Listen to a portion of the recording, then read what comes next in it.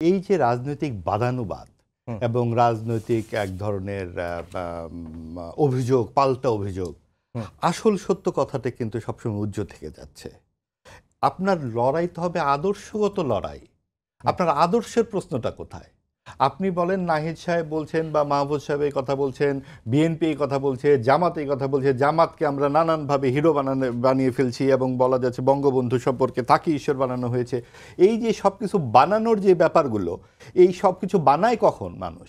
যখন তার আদর্শ থাকে না, তখন তো তাকে বানাইতে হয়। আপনি আজকে যখন আলোচনা করছেন জামাতকে নিয়ে, জামাতের পায়ের নিচে যে মাটি নাই, এই প্রশ্নটি কেন আমরা করছি না? বিএনপির পক্ষ থেকে, এনসিপির পক্ষ থেকে যারা তাদেরকে সম্পর্কে অভিযোগ করছে, কে পোস্টার দিচ্ছে না পোস্টার দিচ্ছে সেটা না তুলে আপনি যে ইসলামিক শাসনতান্ত্রিক আন্দোলনের কথাই সারা জীবন ধরে বললেন, এখন নির্বাচিত হলে আপনি কি শরিয়া আইন করবেন? তাহলে তো আপনার হাত কাটার আইন চলে আসবে। তাহলে আপনি গণতান্ত্রিক নির্বাচন করছেন কোন উপায়ে? কেন করছেন? এই প্রশ্নগুলো কি আসা উচিত না আরো সরাসরি? আপনি কার পকেটে কি আমলাতন্ত্র তা না বললে জিতলে আপনি কি করবেন? এই প্রশ্নগুলো তো অনেক বেশি যৌক্তিক এবং প্রয়োজনীয়। সেই প্রশ্নগুলো কেন করা হচ্ছে না? কারণ কারো সেই প্রস্তুতিই নাই। সকলেই ভাবছে আমি 20 জন নিয়ে যাব, 30 জন নিয়ে যাব, ভোট আমার কাছে হবে, কিভাবে ভোট নেওয়া যায়, পুলিশ কার পক্ষে, অমুক কার পক্ষে, তমুক কার পক্ষে। এইটা আসলে রাজনীতির ঠিক জায়গাটি নয়। আমরা অবশ্যই চাইব আপনি আদর্শগত লড়াই করুন। আপনি একটা মুক্তিযুদ্ধ জাত একটি জাতি, একটি বাংলাদেশ, এই রক্তাক্ত উপাখ্যান আমরা কেন ভুলে যাচ্ছি? আপনি কেন প্রশ্ন করছেন না? আপনারা যারা নতুন সংবিধানের কথা বলছেন, আপনারা কি মুক্তিযুদ্ধকে অস্বীকার করে নতুন সংবিধান করবেন? তাহলে মুক্তিযুদ্ধ যদি থেকে থাকে, তাহলে তার আদর্শগুলো কোথায়?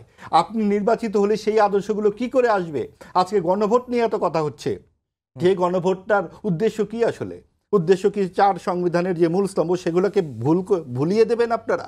এবং যারা এই সমস্ত কথা খুব বলছেন তাদের সামনে আসলে কি আদর্শ থাকবে?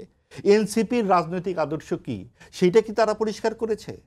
তারা কি আসলে ডান, বাম, না মধ্য, না গোলাকার? আমরা জানি না। বাংলাদেশপন্থী জিনিসটা কি? তাহলে তো মুক্তিযুদ্ধের 1971 সালে বাংলাদেশ হয়েছে। তাহলে সেই জায়গাতে তাকে দাঁড়াতে হবে যে আমরা বাংলাদেশপন্থী। বাংলাদেশপন্থী কিন্তু একটা হাস্যকর বিষয় নয়।